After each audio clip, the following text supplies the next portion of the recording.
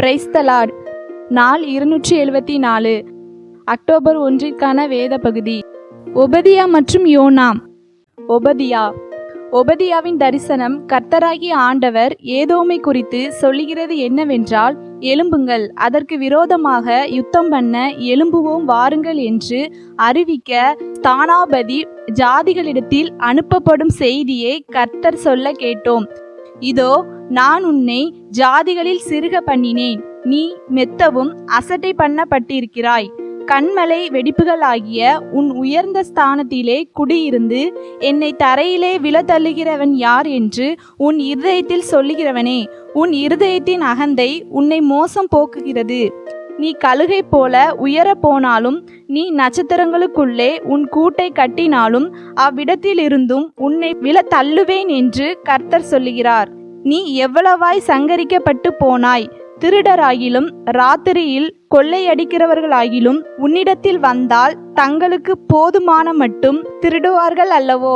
திராட்சை பழங்களை அறுக்கிறவர்கள் உன்னிடத்தில் வந்தால் சில பழங்களை விட்டு விடுவார்கள் அல்லவோ? ஏசாவினுடையவைகள் எவ்வளவாய் தேடி பார்க்கப்பட்டது, அவனுடைய அந்தரங்க பொக்கிஷங்கள் எவ்வளவாய் ஆராய்ந்தெடுத்து கொள்ளப்பட்டது.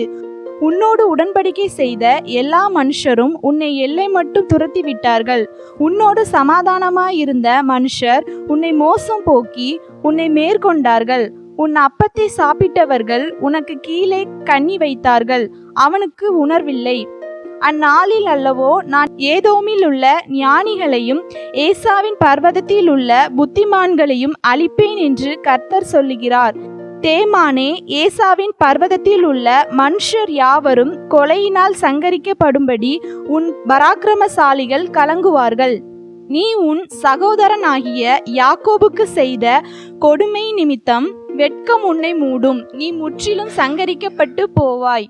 நீ எதிர்த்து நின்ற நாளிலும் அந்நியர் அவன் சேனையை சிறைப்பிடித்து போன நாளிலும் மறுதேசத்தார் அவன் வாசல்களுக்குள் பிரவேசித்து எருசலேமின் பேரில் சீட்டு போட்ட காலத்தில் நீயும் அவர்களில் ஒருவனைப் போல் இருந்தாய். உன் சகோதரன் அந்நியர் வசமான நாளாகிய அவனுடைய நாளை நீ பிரியத்தோடே பாராமலும், யூதா புத்திரருடைய அழிவின் நாளிலே அவர்கள் நிமித்தம் சந்தோஷப்படாமலும், அவர்கள் நெருக்கப்படுகிற நாளிலே நீ பெருமையாய் பேசாமலும் இருக்க வேண்டியதாய் இருந்தது. என் ஜனத்தின் ஆபத்து நாளிலே நீ அவர்கள் வாசல்களுக்குள் பிரவேசியாமலும், அவர்கள் ஆபத்து நாளிலே அவர்கள் அனுபவிக்கிற தீங்கை நீ பிரியத்தோடே பாராமலும், அவர்கள் ஆபத்து நாளிலே அவர்கள் ஆஸ்தியில் கை போடாமலும், அவர்களில் தப்பினவர்களை சங்கரிக்கும்படி வழி சந்திகளிலே நிற்காமலும், இக்கட்டு நாளில் அவர்களில் மீதியானவர்களை காட்டி கொடாமலும் இருக்க வேண்டியதாய் இருந்தது. எல்லா ஜாதிகளுக்கும் விரோதமான நாளாகிய கர்த்தருடைய நாள் சமீபமாய் வந்திருக்கிறது. நீ செய்தபடியே உனக்கும் செய்யப்படும். உன் செய்கையின் பலன் உன் தலையின் மேல் திரும்பும். நீங்கள் என் பரிசுத்த பர்வதத்தின் மேல் மதுபானம் பண்ணினபடியே எல்லா ஜாதிகளும் எப்பொழுதும் மதுபானம் பண்ணுவார்கள். அவர்கள் குடித்து விழுங்குவார்கள், இராதவர்களைப் போல் இருப்பார்கள். ஆனாலும் சீயோன் பர்வதத்திலே தப்பி இருப்பார் உண்டு. அவர்கள் பரிசுத்தமாய் இருப்பார்கள். யாக்கோபின் வம்சத்தார் தங்களுடைய சுதந்திரங்களை சுதந்திரித்துக் கொள்வார்கள். யாக்கோபு வம்சத்தார் அக்கினியும் யோசேப்பு வம்சத்தார் அக்கினி ஜுவாலையுமாய் இருப்பார்கள். ஏசா வம்சத்தாரோ வைக்கோல் துரும்பாய் இருப்பார்கள். அவர்கள் இவர்களை கொளுத்தி ஏசாவின் வம்சத்தில் மீதி இராதபடி இவர்களை பட்சிப்பார்கள். கர்த்தர் இதை சொன்னார். தென் தேசத்தார் ஏசாவின் மலையையும், சமனான தேசத்தார் பெலிஸ்தரின் தேசத்தையும் சுதந்தரித்துக் கொள்வார்கள். அவர்கள் எப்பிராயிமின் நாட்டையும் சமரியாவின் நாட்டையும் சுதந்தரித்துக் கொள்வார்கள். பென்யமீனின் மனுஷர் கீலேயாத்தையும் சுதந்தரித்துக் கொள்வார்கள். சர்பாத் மட்டும் கானானியருக்குள்ளே சிறைப்பட்டு போன இஸ்ரவேல் புத்திரராகிய இந்த சேனையும், சேப்பாராத்தில் சிறைப்பட்டு போன எருசலேமின் நகரத்தாரும் தென் திசை பட்டணங்களை சுதந்தரித்துக் கொள்வார்கள். ஏசாவின் பர்வதத்தை நியாயந்தீர்ப்பதற்காக இரட்சகர்கள் சீயோன் பர்வதத்தில் வந்தேறுவார்கள். அப்பொழுது ராஜ்யம் கர்த்தருடையதாய் இருக்கும். யோனா அதிகாரம் 1. அமித்தாயின் குமாரனாகிய யோனாவுக்கு கர்த்தருடைய வார்த்தை உண்டாகி, அவர், நீ எழுந்து மகா நகரமாகிய நினிவேக்கு போய் அதற்கு விரோதமாக பிரசங்கி, அவர்களுடைய அக்கிரமம் என் சமூகத்தில் வந்து எட்டினது என்றார். அப்பொழுது யோனா கர்த்தருடைய சமூகத்தில் நின்று விலகி தர்ஷீசுக்கு ஓடிப்போகும்படி எழுந்து யோப்பாவுக்கு போய் தர்ஷீசுக்கு போகிற ஒரு கப்பலை கண்டு கூலி கொடுத்து தான் கர்த்தருடைய சமூகத்தினின்று விலகும்படி அவர்களோடே தர்ஷீசுக்கு போக கப்பல் ஏறினான். கர்த்தர் சமுத்திரத்தின் மேல் பெருங்காற்றை வரவிட்டார். அதனால் கடலிலே கப்பல் உடையும் என்று நினைக்கத்தக்க பெரிய கொந்தளிப்பு உண்டாயிற்று. அப்பொழுது கப்பற்காரர் பயந்து அவனவன் தன் தன் தேவனை நோக்கி வேண்டுதல் செய்து பாரத்தை லேசாக்கும்படி கப்பலில் இருந்த சரக்குகளை சமுத்திரத்தில் எறிந்து விட்டார்கள். யோனாவோ வென்றால் கப்பலின் கீழ்த்தட்டில் இறங்கி போய் படுத்துக்கொண்டு அயர்ந்த நித்திரை பண்ணினான். அப்பொழுது மாலுமி அவனிடத்தில் வந்து, நீ நித்திரை பண்ணுகிறது என்ன?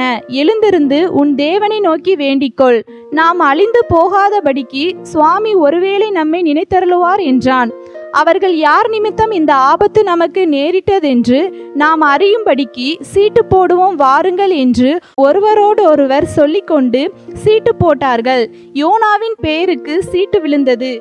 அப்பொழுது அவர்கள் அவனை நோக்கி, யார் நிமித்தம் இந்த ஆபத்து நமக்கு நேரிட்டதென்று நீ எங்களுக்கு சொல்ல வேண்டும். உன் தொழில் என்ன? நீ எங்கே இருந்து வருகிறாய்? உன் தேசம் எது? நீ என்ன ஜாதியான் என்று கேட்டார்கள். அதற்கு அவன், நான் எபிரேயன், சமுத்திரத்தையும் பூமியையும் உண்டாக்கின பரலோகத்தின் தேவனாகிய கர்த்தரிடத்தில் பயபக்தி உள்ளவன் என்றான். அவன் கர்த்தருடைய சமூகத்தினின்று விலகி ஓடிப்போகிறவன் என்று தங்களுக்கு அறிவித்ததினால் அந்த மனுஷர் மிகவும் பயந்து அவனை நோக்கி, நீ ஏன் இதை செய்தாய் என்றார்கள். பின்னும் சமுத்திரம் அதிகமாய் கொந்தளித்து கொண்டிருந்தபடியால் அவர்கள் அவனை நோக்கி, சமுத்திரம் நமக்கு அமரும்படி நாங்கள் உனக்கு என்ன செய்ய வேண்டும் என்று கேட்டார்கள். அதற்கு அவன், நீங்கள் என்னை எடுத்து சமுத்திரத்திலே போட்டு விடுங்கள், அப்பொழுது சமுத்திரம் உங்களுக்கு அமர்ந்திருக்கும். என் நிமித்தம் இந்த பெரிய கொந்தளிப்பு உங்கள் மேல் வந்ததென்பதை நான் அறிவேன் என்றான். அந்த மனுஷர் கரை சேரும்படி வேகமாய் தண்டு வலித்தார்கள். ஆனாலும் சமுத்திரம் வெகு மும்முரமாய் கொந்தளித்து கொண்டே இருந்தபடியால் அவர்களால் கூடாமற் போயிற்று. அப்பொழுது அவர்கள் கர்த்தரை நோக்கி கூப்பிட்டு, ஆ கர்த்தாவே, இந்த மனுஷனுடைய ஜீவனி நிமித்தம் எங்களை அழித்து போடாதேயும், குற்றமில்லாத இரத்த பலியை எங்கள் மேல் சுமத்தாதேயும். தேவரீர் கர்த்தர், உமக்கு சித்தமாய் இருக்கிறபடி செய்கிறீர் என்று சொல்லி யோனாவை எடுத்து சமுத்திரத்திலே போட்டுவிட்டார்கள். சமுத்திரம் தன் மும்முரத்தை விட்டு அமர்ந்தது. அப்பொழுது அந்த மனுஷர் கர்த்தருக்கு மிகவும் பயந்து கர்த்தருக்கு பலியிட்டு பொருத்தனைகளை பண்ணினார்கள். யோனாவை விழுங்கும்படி ஒரு பெரிய மீனை கர்த்தர் ஆயத்தப்படுத்தி இருந்தார். அந்த மீன் வயிற்றிலே யோனா ராப்பகல் 3 நாள் இருந்தான். அதிகாரம் 2. அந்த மீனின் வயிற்றிலிருந்து யோனா தன் தேவனாகிய கர்த்தரை நோக்கி விண்ணப்பம் பண்ணி, என் நெருக்கத்தில் நான் கர்த்தரை நோக்கி கூப்பிட்டேன், அவர் எனக்கு உத்தரவு அருளினார். நான் பாதாளத்தின் வயிற்றில் இருந்து கூக்குரலிட்டேன், நீர் என் சத்தத்தை கேட்டீர். சமுத்திரத்தின் நடுமையமாகிய ஆழத்திலே நீர் என்னை தள்ளிவிட்டீர். நீரோட்டம் என்னை சூழ்ந்து கொண்டது. உம்முடைய வெள்ளங்களும் அலைகளும் எல்லாம் என்மேல் புரண்டது. நான் உமது கண்களுக்கு எதிரே இராதபடிக்கு தள்ளப்பட்டேன். ஆகிலும் இன்னமும் உம்முடைய பரிசுத்த ஆலயத்தை நோக்குவேன் என்றேன். தண்ணீர்கள் பிராண பரியந்தம் என்னை நெருக்கினது. ஆழி என்னை சூழ்ந்தது. கடற்பாசை என் தலையை சுற்றி கொண்டது. பர்வதங்களின் அடிவாரங்கள் பரியந்தமும் இறங்கினேன். பூமியின் தாழ்பால்கள் என்றென்றைக்கும் என்னை அடைக்கிறதா இருந்தது. ஆனாலும் என் தேவனாகிய கர்த்தாவே, நீர் என் பிராணனை அழிவுக்கு தப்புவித்தீர்.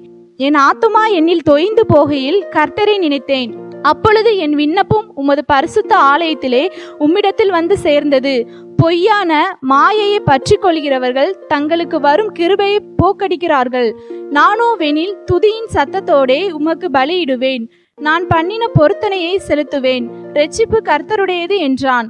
கர்த்தர் மீனுக்கு கட்டளையிட்டார். அது யோனாவை கரையிலே கக்கிவிட்டது. அதிகாரம் 3.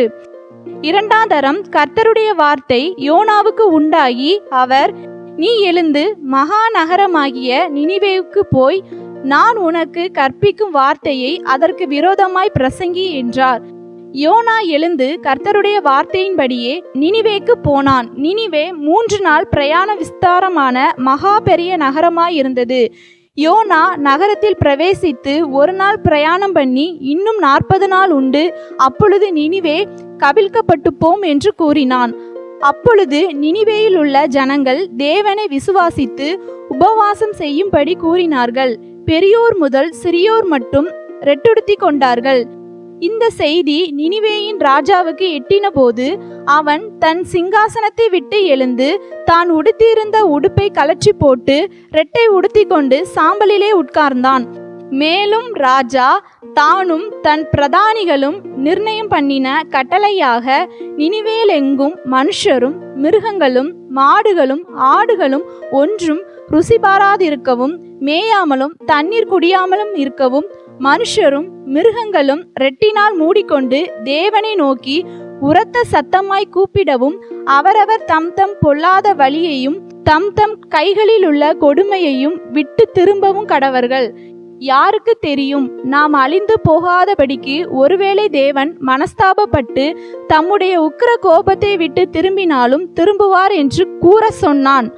அவர்கள் தங்கள் பொல்லாத வழியை விட்டு திரும்பினார்கள் என்று தேவன் அவர்களுடைய கிரியைகளை பார்த்து தாம் அவர்களுக்கு செய்வேன் என்று சொல்லி இருந்த தீங்கை குறித்து மனஸ்தாபப்பட்டு அதை செய்யாதிருந்தார்.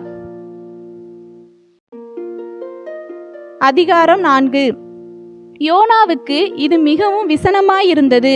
அவன் கடுங்கோபம் கொண்டு கர்த்தரை நோக்கி விண்ணப்பம் பண்ணி, கர்த்தாவே, நான் என் தேசத்தில் இருக்கும்போதே நான் இதை சொல்லவில்லையா? இது நிமித்தமே நான் முன்னமே தர்ஷீசுக்கு ஓடி போனேன். நீர் இரக்கமும் மன உருக்கமும் நீடிய சாந்தமும் மிகுந்த கிருபையும் உள்ளவரும் தீங்குக்கு மனஸ்தாபப்படுகிறவருமான தேவன் என்று அறிவேன். இப்போதும் கர்த்தாவே, என் பிராணனை என்னை விட்டு எடுத்துக்கொள்ளும். நான் உயிரோடு இருக்கிறதை பார்க்கிலும் சாகிறது நலமாயிருக்கும் என்றான். அதற்கு கர்த்தர், நீ எரிச்சலாய் இருக்கிறது நல்லதோ என்றார். பின்பு யோனா நகரத்தில் இருந்து புறப்பட்டு நகரத்துக்கு கிழக்கே போய் அங்கே தனக்கு ஒரு குடிசையை போட்டு நகரத்துக்கு சம்பவிக்க போகிறதை தான் பார்க்கும் மட்டும் அதன் கீழ் நிழலில் உட்கார்ந்திருந்தான். யோனாவுடைய தலையின் மேல் நிழல் உண்டாயிருக்கவும் அவனை அவனுடைய மனமடிவுக்கு நீங்களாக்கவும் தேவனாகிய கர்த்தர் ஒரு ஆமணக்கு செடியை முளைக்க கட்டளையிட்டு அதை அவன் மேல் ஓங்கி வளர பண்ணினார். அந்த ஆமணக்கின் மேல் யோனா மிகவும் சந்தோஷப்பட்டான். மறுநாளிலோ கிழக்கு வெளுக்கும் நேரத்தில் தேவன் ஒரு பூச்சியை கட்டளையிட்டார். அது ஆமணக்கு செடியை அரித்து போட்டது. அதனால் அது காய்ந்து போயிற்று. சூரியன் உதித்தபோது தேவன் உஷ்ணமான கீழ்காற்றை கட்டளையிட்டார். அப்பொழுது வெயில் யோனாவுடைய தலையில் படுகிறதினால் அவன் சோர்ந்து போய் தனக்குள்ளே சாவை விரும்பி, நான் உயிரோடு இருக்கதை பார்க்கிலும் சாகிறது நலமாயிருக்கும் என்றான். அப்பொழுது தேவன் யோனாவை நோக்கி, நீ ஆமணக்கு நிமித்தம் எரிச்சலாய் இருக்கிறது நல்லதோ என்றார்.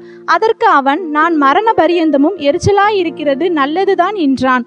அதற்கு கர்த்தர், நீ பிரயாசப்படாததும் நீ வளர்க்காததும் ஒரு ராத்திரியிலே முளைத்ததும் ஒரு ராத்திரியிலே அழிந்து போனதுமான ஆமணக்குக்காக பரிதபிக்கிறாயே. வலது கைக்கும் இடது கைக்கும் வித்தியாசம் அறியாத 120,000 பேருக்கு அதிகமான மனுஷரும் அநேக மிருக ஜீவன்களும் இருக்கிற மகா நகரமாகிய நினிவேக்காக நான் பரிதபியாமல் இருப்பேனோ என்றார். இன்றைய நாளுக்கான வேத பகுதி வாசித்து முடிந்தாயிற்று. தேவனுக்கே மகிமை உண்டாவதாக. ஆமேன். இன்றைய நாளுக்கான வேத பகுதியில் இருந்து ஒரு கேள்வி. மீனின் வயிற்றிலே யோனான் எத்தனை நாள் இருந்தான்? இன்றைய நாளுக்கான வாக்குத்தத்தம் ஒபதியா 17. யாக்கோபின் வம்சத்தார் தங்களுடைய சுதந்திரங்களை சுதந்திரித்துக் கொள்வார்கள். இந்த வாக்குத்தத்த வசனத்தின்படி கர்த்தர் நம்மை ஆசீர்வதிப்பாராக. ஆமேன்.